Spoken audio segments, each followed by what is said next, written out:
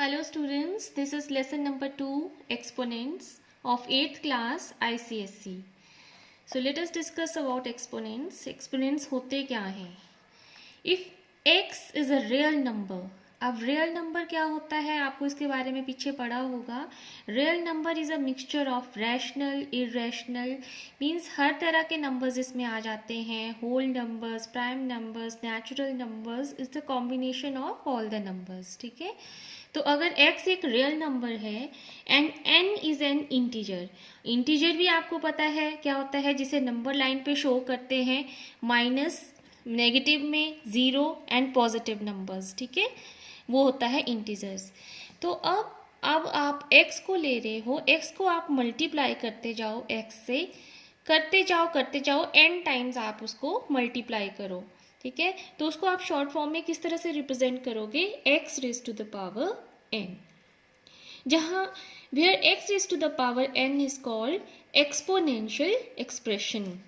इस एक्सप्रेशन को क्या बोलोगे, एक्सपोनेंशियल एक्सप्रेशन, जहां पे x जो होगा वो बेस होगा और n जो होगा वो एक्सपोनेंट होगा, या आप उसको इंडेक्स बोलोगे या फिर पावर, कुछ भी बोल लो. ठीक है, तो xn is read as x raise to the power n. ये मेन बात है यहाँ पे एक्सपोनेंट के बारे में. अब हम आगे बढ़ते हैं लॉज ऑफ एक्सपोनेंट्स. तो पहला लॉ आएगा प्रोडक्ट लॉ. प्रोडक्ट लॉ में क्या है, पहला a raise to the power m इंटू a raise to the power n. जब इस फॉर्म में होगा तो इसको हम शो करेंगे, यहाँ देखिए, a raise to the power into a raise to the power n is equal to a raise to the power m plus n. जहाँ पे बेसिस सिमिलर होते हैं, यहाँ जैसे मैंने आपको बताया ऊपर, हमने जब ये नोटेशन पढ़ा x raise to the power n, x को हमने बेस बोला और n को हमने पावर इंडेक्स एक्सपोनेंट. ठीक है, कुछ भी बोल लो. तो यहाँ पे दोनों बेसिस क्या है, a हैं. तो बेसिस जब सिमिलर होते हैं तो पावर्स आपस में ऐड हो जाती हैं, तो ये बनेगा a raise to the power m plus n. अब इस लॉ के अकॉर्डिंग हम क्वेश्चन पिकअप करते हैं. जैसे एग्जाम्पल दिया है आपको 3 रेज टू द पावर 3 इंटू 3 raise to the power 5. Basis similar है तो नीचे क्या आएगा 3. ठीक है, और ऊपर क्या आ जाएगा 3 प्लस 5, पावर्स आपस में ऐड हो जाएंगी, तो क्या आया 3 रेज टू द पावर 8. एक और अलग सा एग्जाम्पल पकड़ते हैं. अब 2 raise to the power minus 5 into 2 raise to the power 8. Basis क्या है 2. ठीक है, बेसिस सिमिलर है. अब पावर्स माइनस 5 जैसा साइन है उसके अकॉर्डिंग चलो, प्लस 8, तो ये क्या आएगा 2 रेज टू द पावर 3. कैसे आएगा ये आपने पीछे पढ़ा है. ठीक है, प्लस के साथ ये 8 है तो बड़े के साथ पॉजिटिव का साइन और होगा ये माइनस, तो 2 रेज टू द पावर 3 आ गया. ये पीछे पढ़ा है आपने इस तरह से. तो ये पहला हमने डिस्कस कर लिया लॉज ऑफ एक्सपोनेंट्स में प्रोडक्ट लॉ.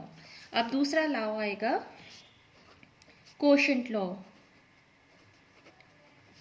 कोशेंट लॉ, इस लॉ में क्या है, a raise to the power m upon a raise to the power n. अब ये जो है लॉ है, ये दो टाइप के आएंगे. पहले लॉ में क्या है कि अगर आपका m बड़ा है और n छोटा है तो जो छोटी चीज़ है वो बड़ी चीज़ के पास मूव ऑन करेगी, यानी कि a raise to the power m minus n. n जो है वो m के पास जाएगा. कब, when m is greater than n. ठीक है, और दूसरा क्या है a raise to the power m upon a raise to the power n.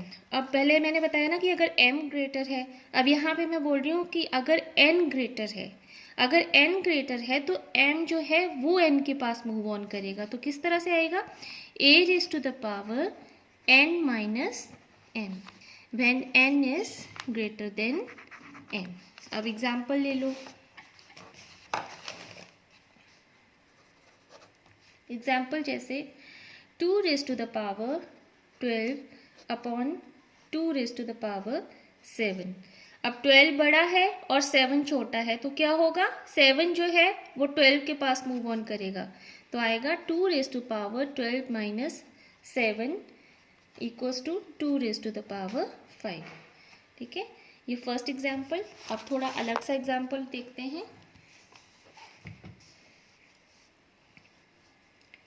3 raised to the power -6 upon 3 raised to the power 3।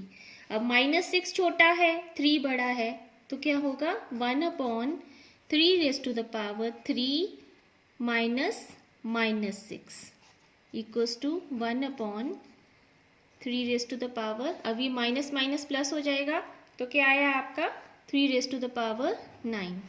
ये आ गया आपका क्वोशंट लॉ। ठीक है, अब नेक्स्ट है third is power law. Power law, इसमें क्या आएगा a raised to the power m whole raised to the power n। जब इस फॉर्म में होगा तो ये आएगा a raised to the power m n, means powers जो हैं ये आपस में मल्टीप्लाई हो जाएंगी। ठीक है, अब एग्जाम्पल देखो आप, 3 raised to the power 5 whole raised to the power 2, तो ये क्या आएगा 3 raised to the power 5 into 2 equals to 3 raised to the power 10। अब एक और एग्जाम्पल ले लेते हैं,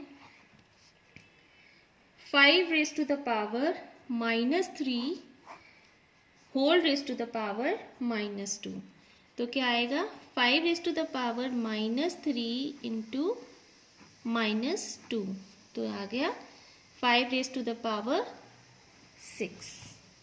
ठीक है, अब ये 3 लॉज हैं जिनके बेसिस पे आगे आपने सम्स करने हैं। बाकी जनरल बातें आपको बता देती हूँ, जैसे यहाँ पे -2 raised to the power 3 है, तो अगर आपकी पावर जो होगी वो आपकी ऑड है तो आपका जो रिजल्ट है वो नेगेटिव माइनस साइन में आएगा। अगर आपकी पावर पॉजिटिव इवन है तो आपका रिजल्ट पॉजिटिव आएगा। ठीक है, यहाँ पे देखिए ऑड है तो आपका नेगेटिव में आ रहा है, यहाँ पे 6 इवन है तो आपका रिजल्ट पॉजिटिव में आ रहा है।